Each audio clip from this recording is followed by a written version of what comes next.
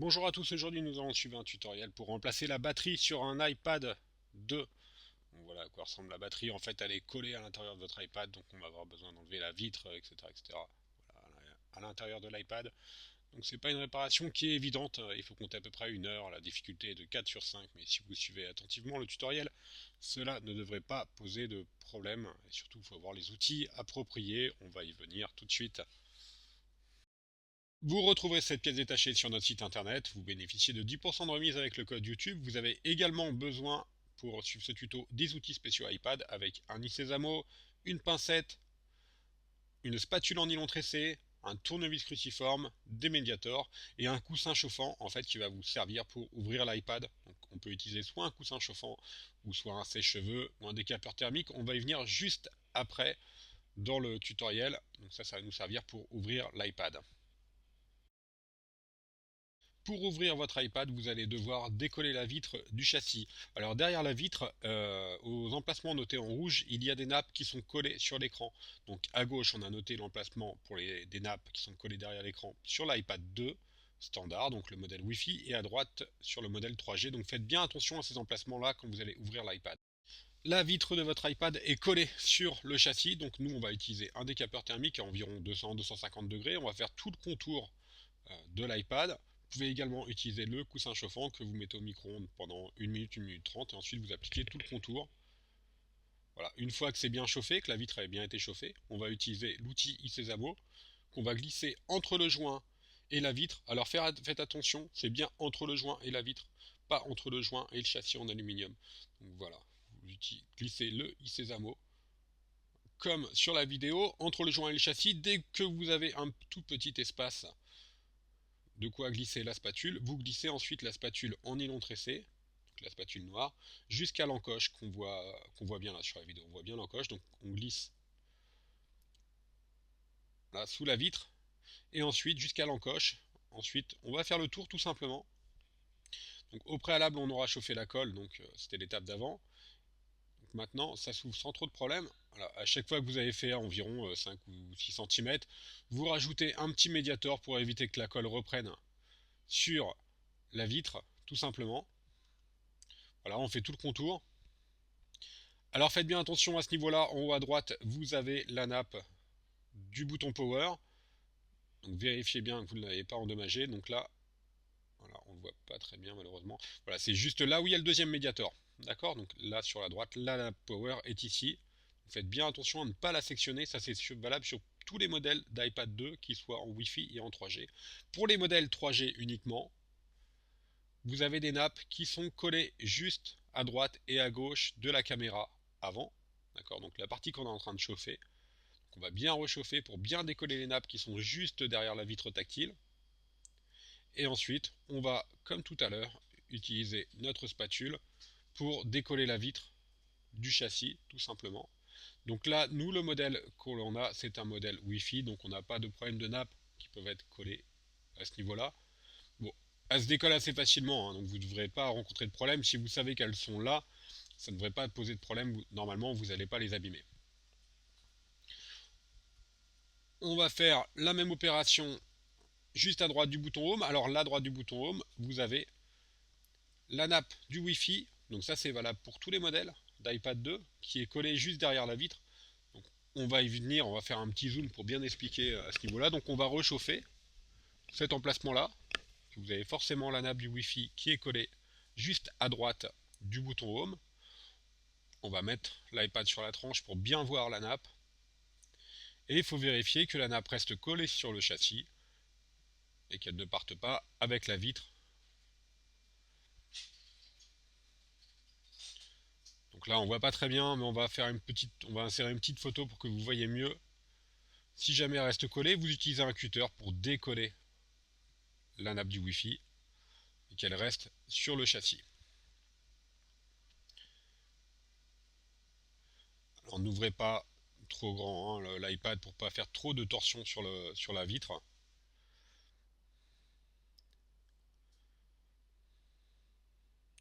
Donc à gauche du bouton Home, il n'y a aucune nappe, donc on peut y aller.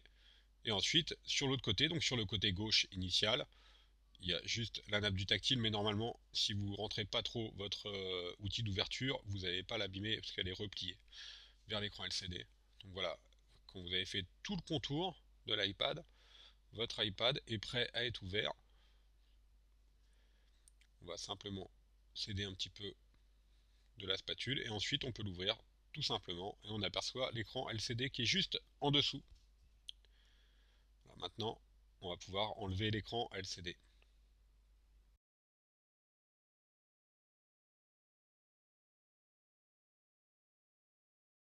L'écran LCD est maintenu par 4 vis cruciformes, donc notées en jaune sur l'insert photo. Donc les 4 vis sont à chaque coin. Voilà, c'est tout bête, hein, vous pouvez les intervertir, ce sont les mêmes vis, donc vous enlevez simplement ces vis là, donc une à chaque coin.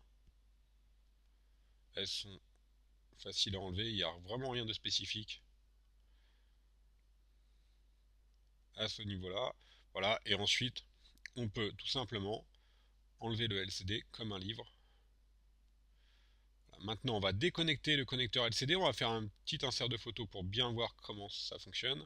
C'est juste un tout petit clapet à remonter. Le clapet est à droite du connecteur, on remonte le petit clapet. Et ensuite on tire vers la gauche le connecteur pour libérer l'écran LCD et pouvoir travailler plus facilement par la suite.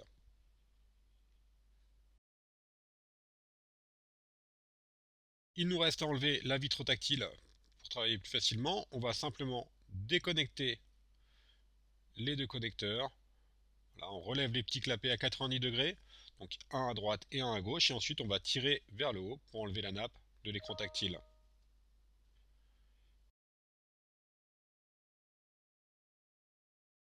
On va maintenant déconnecter tous les connecteurs qui sont connectés à la carte mère, donc en commençant par le connecteur de la nappe Power, voilà, qui va entre les batteries, le connecteur de la prise jack,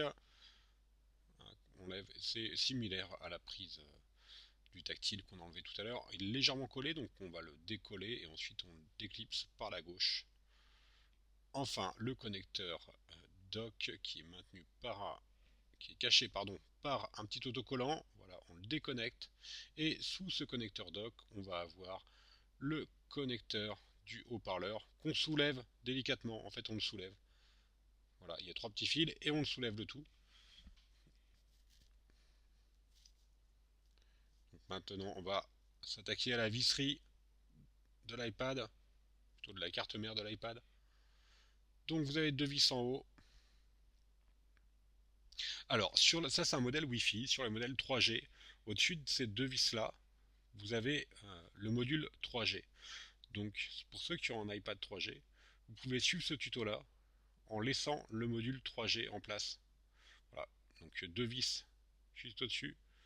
La vis au milieu qui est juste en dessous du connecteur qu'on a détaché tout à l'heure, quasiment au milieu. Enfin, les deux petites vis en bas à gauche qui sont sous les connecteurs, à côté du connecteur du tactile gauche. Et on va, une fois qu'on a récupéré ces deux vis là, récupérer le petit élément métallique avec la pincette. Voilà. On récupère le petit élément métallique. Alors la carte mère est très légèrement collée sur votre châssis, donc on va utiliser une spatule qu'on va glisser sous la carte mère délicatement et on va la décoller, voilà, comme sur le tutoriel. On va la décoller simplement du châssis. Voilà, donc c'est très légèrement collé. Il vous reste une petite nappe à décoller, à déconnecter, c'est la nappe du connecteur Wi-Fi qui est tout en bas. Voilà, on va zoomer un petit peu sur ce connecteur là. On va remonter un petit peu l'iPad, voilà, là on le voit mieux. C'est le petit coaxial qui est là, on va le déclipser simplement. Ça c'est le connecteur du Wi-Fi. Voilà, donc maintenant la carte mère est prête à être enlevée, donc on peut l'enlever, il n'y a pas de problème. L'étape suivante, donc la batterie, en fait c'est simple, elle est collée sur l'iPad. Donc on va la chauffer, d'accord, pendant à peu près 30 secondes, 40 secondes. Vous pouvez soit utiliser un décapeur thermique, soit un sèche-cheveux, ou encore le boudin chauffant, en le mettant au micro-ondes à peu près pendant une minute 30. Donc là, on chauffe bien à gauche de la pomme. pour tout simplement, comme la vitre tout à l'heure, ramollir la colle qui est au dos. Alors forcément, il ne faut pas trop chauffer, évidemment 20-30 secondes, ça suffit pour pouvoir enlever la batterie. Vous allez voir, de toute façon, quoi qu'il arrive, la batterie, vous allez l'acheter. Donc même si vous l'endommagez, c'est pas bien grave, elle est faite pour être remplacée. Parce que vous allez voir dans la suite du tutoriel, elle est vraiment bien collée sur le châssis. Donc pour la décoller, on va simplement utiliser notre spatule en nylon tressé. On va la glisser entre la batterie et le châssis. Et on va faire un effet levier sur tout le long. Voilà, là on insiste bien sur le côté du connecteur. Alors faut pas hésiter à forcer, vous pouvez forcer. Nous on a mis des gants tout simplement parce que le châssis est chaud, faut s'en rappeler, on vient de le chauffer. Donc là n'hésitez pas, hein, il faut vraiment y aller, la batterie est vraiment très très bien collée. Il n'y a pas de risque spécifique. Attention, une fois que vous avez enlevé la batterie, on vous conseille de la rapporter dans les conteneurs spécifiques. Il y a des produits chimiques à l'intérieur que vous avez pu percer. Si vous l'avez vraiment endommagé, vous avez pu percer la batterie, donc nous on vous conseille de la rapporter dans un centre des 3E, enfin dans les supermarchés en général, par exemple. Voilà, pour les rapporter, pour les mettre dans les conteneurs batterie spécifiques. Et voilà, on a enlevé la batterie de notre iPad, donc maintenant vous avez compris. On n'a plus qu'à suivre le tutoriel à l'envers. On va vous expliquer tout ça dans l'étape d'après. On prend notre nouvelle batterie qu'on va mettre sur le détrompeur. Voilà. Vous pouvez rajouter un petit peu de scotch double face si vous voulez au dos de la batterie. Normalement, le scotch qui est débrayé à présent devrait suffire. On enlève s'il y a lieu le scotch sur le connecteur de la batterie. Maintenant, on va repositionner la carte mère. On va faire un petit zoom sur le connecteur Wi-Fi de tout à l'heure. Voilà. Donc là, on laisse bien appuyer avec le pouce derrière, sinon ça va s'enlever. Et on appuie sur le connecteur coaxial pour remettre le connecteur Wi-Fi à l'envers. Et ensuite, on repositionne notre carte mère correctement. Donc c'est la première chose à faire, le connecteur Wi-Fi vu qu'il est à l'envers. Là, on va remettre ensuite le connecteur des haut-parleurs.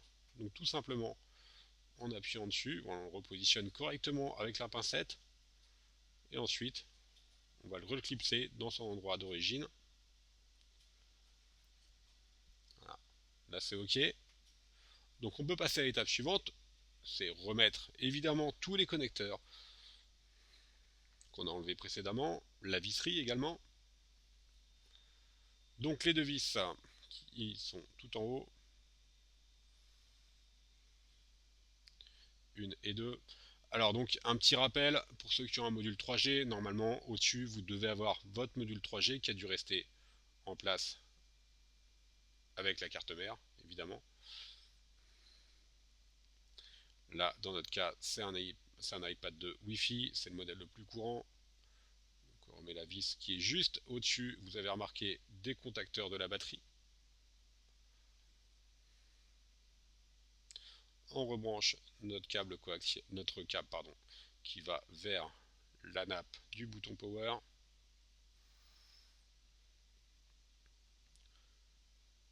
On repasse la nappe entre les deux batteries. Ensuite, la nappe de la prise de jack qu'on va reglisser dans le connecteur. Voilà, on reclipse le connecteur de la nappe jack. Maintenant, on a remis également le connecteur de la prise dock. On a reclipsé, on va remettre l'élément métallique qui est maintenu par deux vis. Alors cet élément là il a tout juste sa seule fonction c'est de maintenir la carte mère en bas. Vous n'êtes pas obligé de le remettre honnêtement, moi je vous déconseille même de le remettre, là on l'a remis pour le tutoriel, mais ne le remettez pas, ça vous laissera un accès plus facile au nappe du tactile ensuite, et honnêtement ça sert pas à grand chose, donc bon là si vous voulez gagner un petit peu de temps, ne le remettez pas. Après ça vous facilitera la tâche au niveau du remontage. Si vous voulez faire les choses parfaitement, remettez-le, mais bon, il y a un usage limité à ce connecteur là. Voilà, donc c'est OK. Maintenant on n'a plus qu'à passer à l'étape vraiment du remontage final, c'est à dire qu'on va reconnecter les nappes du connecteur tactile, donc les deux nappes, enfoncez-les bien jusqu'au bout, et ensuite vous reclipsez, vous remettez à 180 degrés, donc à plat, les deux contacteurs. Et voilà, on n'a plus qu'à repasser. Il nous reste à remettre l'écran LCD. Donc on va connecter l'écran LCD qu'on a déconnecté tout à l'heure directement sur la carte mère, donc en remettant le petit clapet en métal. Voilà, c'est vraiment pas compliqué. Ensuite, on repose notre écran LCD qu'on va revisser tout simplement sur les quatre coins. Donc il n'y a vraiment rien de spécifique, hein. On remet tout simplement les 4 vis cruciformes qu'on a posées tout à l'heure à chaque coin. Alors faites attention à l'écran LCD, il prend très facilement les marques, notamment les traces de doigts, etc. Donc si vous voulez le nettoyer, n'utilisez surtout pas de produits type la vitre, tout simplement avec... vous pouvez le nettoyer tout simplement avec un pinceau. Mais n'utilisez pas d'autres produits, sinon vous allez mettre des marques. Donc là maintenant, on va nettoyer justement la vitre, l'intérieur de la vitre. Souvent vous avez des poussières qui vont se coller dessus, etc. Donc simplement avec un pinceau ou avec un petit souffleur disponible sur le site, on va enlever les poussières apparentes. On voit mieux les poussières quand derrière il y a un écran LCD.